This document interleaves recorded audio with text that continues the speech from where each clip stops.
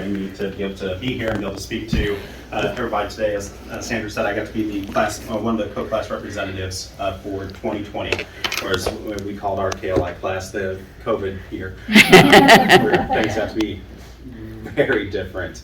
But it was all that also made it its own very unique experience.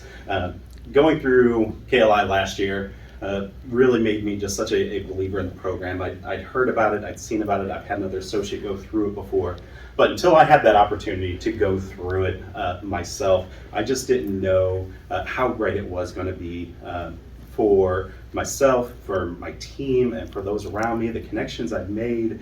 It's a fantastic program, and I hope this year's class has taken away that same level of enjoyment.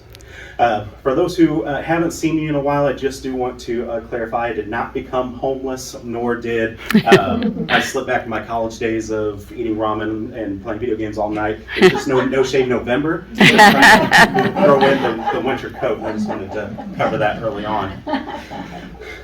What I wanted to be able to speak to you about today is I wanted to be able to share a story. And the story goes through a little bit of my own leadership journey through the years. And this takes me back many moons to when I was a shift manager with Pizza Hut in the St. Louis area. And we had found out that the president and CEO of Pizza Hut was going to come to our location. It was one of the top 25 busiest locations in the country. And it was really exciting that they decided to come visit us. We just got in a new store not long before. And the day before, my general manager tasked myself and another shift manager to get the store ready. Yes, the night before, while operating, we were asked to get the store ready for a CEO to visit.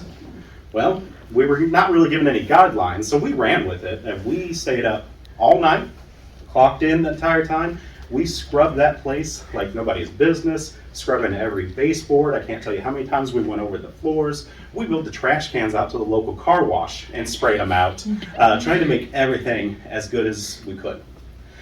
That next day, me and that same shift manager, we were supposed to be working that day shift as the CEO came in. Admittedly, we were a little bit exhausted. And it was to the point where my general manager is like, you guys just go home and rest. Now, I didn't tell her no. I wanted to stay and meet the CEO, but at the same time, just hearing go home and rest felt really good. And I took that opportunity. But I never got that opportunity to be able to meet with that CEO again. That would have been a one-time job.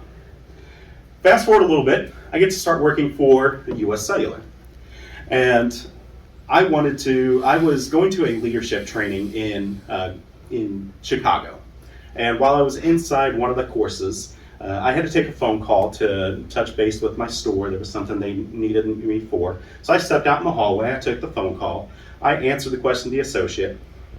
And while I'm talking to the associate, I look down the hallway, and there's a gentleman in his trademark sweater vest, Chicago White Sox tote bag, because we didn't own the team, but we have the naming rights for the stadium, because he was a big White Sox fan. But it was the US Cellular CEO, Jack Rooney.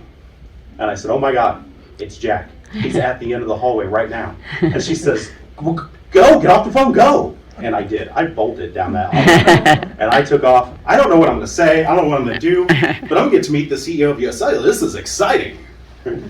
I get to the end of that hallway, and I look around the corner. He has vanished. I can't even see where he went. There was no door I could see he went through, elevator he took. Just poof, he vanished. I go back to my classroom, I'm talking with other leaders there, and like, that's a good sign of a CEO, know when to get away. Well, a little sad that I've missed now another opportunity. It was sometime later that Jack had retired, and Mary Dillon had become the CEO of US Cellular. And there was an opportunity. They said, hey, join our political action committee. You can donate as little $5 per paycheck. And for that reward, we're going to allow you and a guest to come out to Busch Stadium, enjoy a suite while we're there with the USA family. The CEO will be there, other top executives will be there. We'll feed you, which is anybody knows that's a drawing point for me. I was like, yes, I'm in. $5 a paycheck, and I get to go sit in the suite and meet the CEO. Sold. That day, getting ready to go to Busch Stadium, I get a phone call. Well, we just want to let you know another commitment has come up, and Mary Dillon, our CEO, will not be able to make it. We will allow you to bring another guest, and you'll still be able to enjoy your time, but you will not be able to meet with Miss Mary today. Trats. Now I'm beginning to think there's some sort of conspiracy going on, but this is just not meant to be. Mary had only been with us for a few years. She had ended up taking an offer with another company, and in stepped Ken Myers. He had been with the organization a long time in the past. He was stepping back into the role, and he took over as CEO.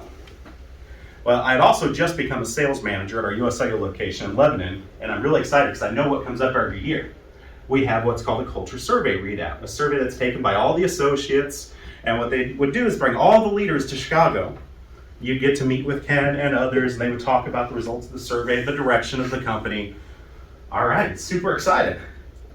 Until the email came out that said, you know what, this year we've canceled the culture survey. We were rolling out a new billing system at the time, and we really needed everybody in the stores. It's the right decision for the company, but this is the fourth time that I've missed an opportunity to speak to a CEO. I don't know what I'm expecting out of speaking to one of the CEOs, but I'm excited. I want to do it. I want to hear their words of wisdom, their advice. I'm so excited for this. 2016 comes. I'm just getting ready to take over the store manager position here in Kirksville, and there's a special store manager training in Chicago. And I got to be able to go be a part of that.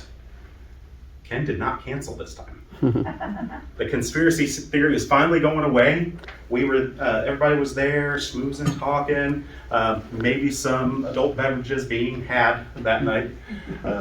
But I saw him. He's there, and he can't run from me because I'm here too, and he's not leaving my sight. I just slowly urge closer because everybody wants to be able to come talk to him. It's exciting. Everybody's taking their turns. I'm probably getting into one too many pictures because people are taking pictures, but I don't have anywhere to go. I joined in. Finally, my moment came.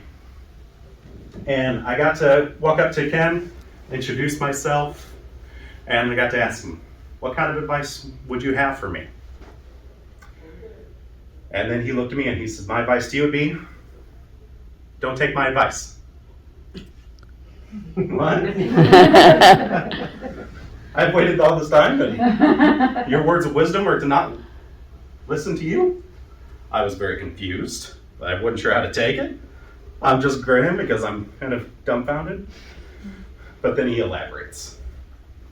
He said, you aren't here because anybody wants you to come talk to me and be like me. You are here because of who you are. You and everybody in this room is here because you were the right fit for where you are in this organization. You were hired to be you. Your time of being here is for you to invest that into yourself, because we put the trust into you to take that back to your team and to your communities. After I let that set in for some time, that really made some sense, and I appreciated that his idea was not to go around and say, I'm going to bestow this knowledge of greatness upon everybody and they will follow me. But it was that the CEO was very much talking about how much trust he had in each and every person, an individual, how much he appreciated that diversity and inclusion that makes up the organization. Now, as I look at my leadership journey, and as it pertains to Kirksville Leadership Institute, and especially with the class of 2021, you have met a lot of leaders in the community, many of which here today, and thank you for being here. But you've gotten to go out and meet those around you and what they are doing in the community. You're meeting people that they took their own paths. This is who they are. Their passions have brought them where they are. And you got to go learn from them. You have spent this year investing time into yourself. The organizations and companies that you work with and for, they have allowed this time for you to invest into yourself. And that's not something to take lightly. Good leaders take time to invest into others. That's what we do. Great leaders remember that they can't invest into others unless they take the time to invest in themselves so that you have something to give. That's what part of the leadership journey is all about. So I take this time just to really say thank you. I'm just one of many voices that will say that I'm very proud of you deciding to take this journey this year, to the employers allowing you to do so. I know this takes a lot of time out of your schedule, time that we could easily fill with other work and projects and whatever things that we may decide to fill that with. But it takes even more effort to let that time go and invest that here and into your community. And I hope you take this journey that you had this year, and I hope you allow that to invest yourselves more into this community, understanding what each of your individual roles is and how you can play a better part in the local community. So again, I just want to say thank you. It means a lot that you take this time. I hope you encourage others to take a similar journey, but we're all here to thank you and appreciate the time that you did for yourselves so that you can be even better for those around you. So I just want to say thank you.